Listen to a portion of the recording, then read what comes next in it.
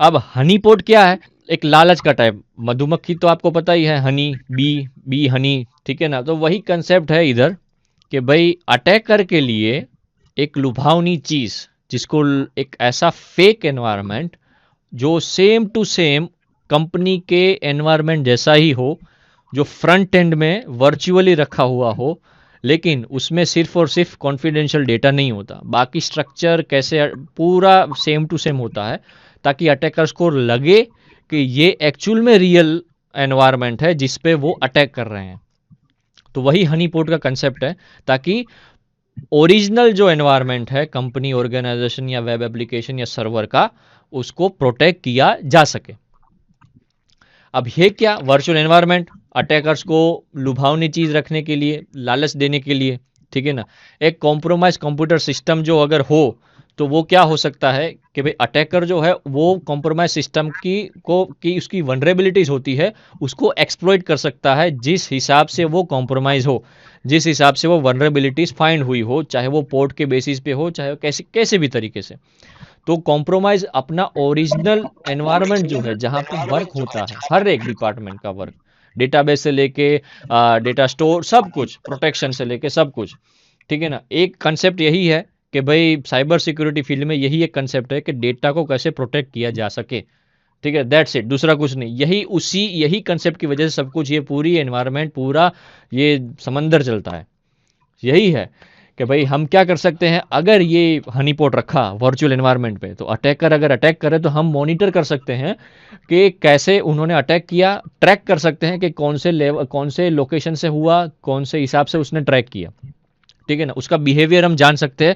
फिर उसके बेसिस पे हम अपनी सिक्योरिटी पॉलिसीज जो है वो डिफाइन कर सकते हैं, उसको इम्प्रूव कर सकते हैं ट्राई एंड एरर मेथड की वजह से, ठीक है ना? हर कोई परफेक्ट नहीं होता, मार्केट में आओ फिर उस हिसाब से ऊपर चढ़ाओ नीचे होता है, फिर ट्राई एंड एरर के मेथड से सिक्योरिटी पॉलिसीज इंप्रूव होती है, ठीक है? इसकी मदद से हम क्या कर सकते हैं, हैकर को ट्रेस कर सकते हैं कि भाई कौन से लेवल से, कहाँ से लोकेशन से आया हुआ है, उन्होंने कौन सा एक्सप्लॉइट यूज़ किया है, कब तक वो मॉनिटर कर पाया, कब तक वो मतलब मेंटेन एक्सेस मेंटेन कर पाया, सब कुछ, ठीक है ना? It shows a fake target environment for attacker. Attackers को लगेगा ही कि ये एक्चुअल में रियल एनवायरनमेंट है, बाकी एनवायरनमेंट रियल में होता ही नहीं है, फेक एक वर्चुअल एनवायरनमेंट बना दिया होता है। जैसे कैसे अभी मैं बता दूं, मेरा होस्ट सिस्टम है, लेकिन फिर भी मैं ये वर्चुअल सिस्टम यूज़ कर रहा हूँ जिसमें मेरा Kali operating system Windows 10 Windows 7 inbuilt है। मतलब मैं अपने होस्ट में, ओरिजिनल ऑपरेटिंग सिस्टम के अंदर मैंने एक ऐसा वर्चुअली एनवायरनमेंट क्रिएट किया है, मतलब मैंने नहीं किया, जिन्होंने किया है, जिनके अंदर मैं एक्चुअल में वर्क कर सकता हूं एज अ रियल। तो मुझे ऐसा लगेगा कि मैं एक्चुअल में वर्क कर रहा हूं रियल में, लेकिन होता नहीं है। होस्ट सिस्टम का ऑपरेटिंग सिस्टम अलग और वर्चुअल का अलग। सेम कंसेप्ट इधर होता है।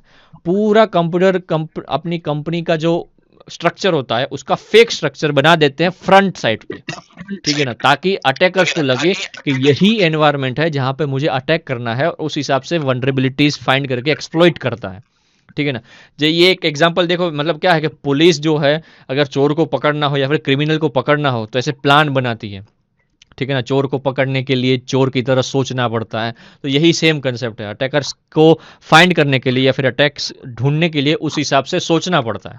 वो एक प्लान बनाते हैं पुलिस लोग पकड़ने के लिए, सेम कंसेप्ट है, फेक प्लान बनाते हैं, सेम कंसेप्ट इधर है। एवरी एक्टिविटी रिकॉर्ड करेगा, ये हनीपुट का काम है, ठीक है ना? कैसे आया, कौन से सर्वर से आया, सब कुछ। इसके बहुत सारे टाइप्स हैं, pure honeypot, high interaction, mid interaction, low interaction, production honeypot, research honeypot, ठीक है ना? एक इमेज देख लो सामने रखी हुई है कि भाई इमेज पे कैसा काम करता है। एक इंटरनल नेटवर्क होता है, एक आउटसाइड नेटवर्क होता है, बीच में फायरवॉल होता है जिसमें डीएमजी, डीमिलिटराइज जोन, जो हनी पोर्ट के लिए रखा होता है, और उसके राइट साइड पूरा एनवायरनमेंट होता है, ठीक है ना? जहाँ पे अपना जो है सिस्टम काम करता है, ठीक है ना? सो अटैकर्स अगर अटैक करे फायर वॉल के थ्रू क्रॉस करके कुछ भी, लेकिन हनी पोर्ट जो है एक वर्चुअली क्रिएटिव हो गया, जैसे गेमिंग है वर्चुअल दुनिया, जहाँ पे रियल में सब कुछ धूप आना ये सब रखता है, ठीक है ना?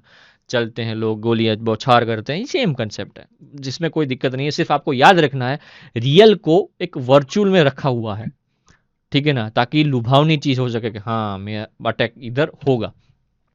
एक एक करके जानते हैं कि क्या ये हनी पोट्स के टाइप्स जो हैं उसमें है। प्रोडक्शन हनी पोट में क्या है, एक आईडीएस का एक टाइप है, सिर्फ और सिर्फ ये मॉनिटर करेगा एक्टिविटीज को, ठीक है ना। अटैक जाना, रिस्पॉन्स देना, क्या करना, ये सब प्रोडक्शन हनी पोट में आता है कि जो आईडीएस का एक टाइप है, ठीक है ना, इंट्रोजन detection system.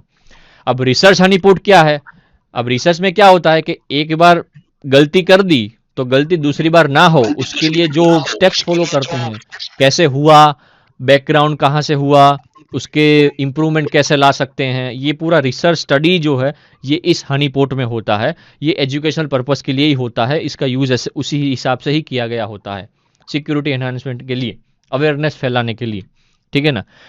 Pure honey pot, physical server.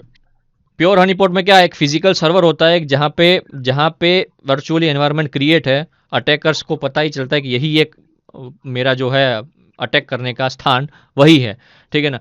इसके अंदर कॉन्फिडेंशियल इंफॉर्मेशन रहती है एज अ फेक, पूरी रियल में नहीं रहती, बैकग्राउंड में जो फोल्डर दिखाते हैं लेकिन अंदर कुछ नहीं निकलता।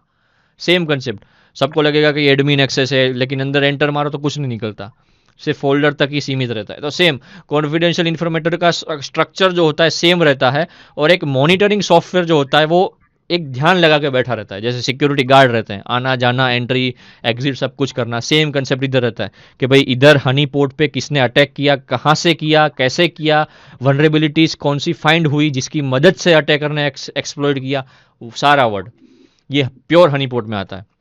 अब मिड इंटरेक्शन में क्या है कि भाई अटैकर्स को कंफ्यूज कर देते हैं थोड़े टाइम के लिए, जिसकी मदद से ऑर्गेनाइजेशन को थोड़ा टाइम मिल पाए रिकवर करने में और रिस्पॉन्स देने में, रिएक्ट करने में, वो मिड इंटरेक्शन में आता है। लो इंटरेक्शन में इतना कुछ खास नहीं होता, उसमें जो मोस्ट कॉमन अटैक्स जो होते हैं ना वही उसका रिकॉर्ड ट्रैक करती है, दूसरा कुछ नहीं करती। बाकी अगर कोई दूसरा जो अटैक मेलिशियस सॉफ्टवेयर जो मोस्ट प्रोबेबली अटैक्स में नहीं होता, वो लो इंटरेक्शन में रिकवर नहीं होता, ठीक है ना। प्रोडक्शन एनवायरनमेंट में ये डिप्लॉय होता है, दूसरा कहीं नहीं होता। हाई इंटरेक्शन, अब लो इंटरेक्शन देखा, अब हाई इंटरेक्शन की बात।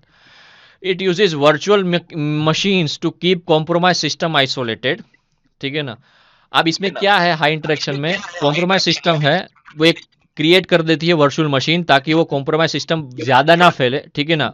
उसके पास अथॉरिटी रहती है कि कॉम्प्रोमाइज सिस्टम को रिबूट भी कर सकते हैं, रीस्टार्ट बोल सकते तो रीस्टार्ट भी कर सकते हैं, ठीक है ना। और उस हिसाब से जैसे कॉम्प्रोमाइज सिस्टम हुआ, अटैक हुआ उसके ऊपर या फिर ऐसे वर्चुअल एनवायरनमेंट में, तो हनीपोट क्या है, बिहेवियर, हर एक हनीपोट बिहेवियर चेक करता है, लेकिन ये बिहेवियर जो है अटैक ज्यादातर प्रोबेबली ये बिहेवियर इंटरेक्शन जो है हाई इंटरेक्शन हनीपोट, वो ज्यादातर इसको मॉनिटर करता रहता है अटैकर्स के बिहेवियर पे। अब बिहेवियर मतलब वो कैसा स्वभाव का है, कैसा नेचर का है, ये सब नहीं, स्टेप्स कैसे फॉलो किए हैं, उसका एग्जिट कैसे निकलना है, कितने टाइम तक इन्होंने एक्सेस मेंटेन करके रखा, कैसे उसने सिस्टम को कॉम्प्रोमाइज किया, ये सारे बिहेवियर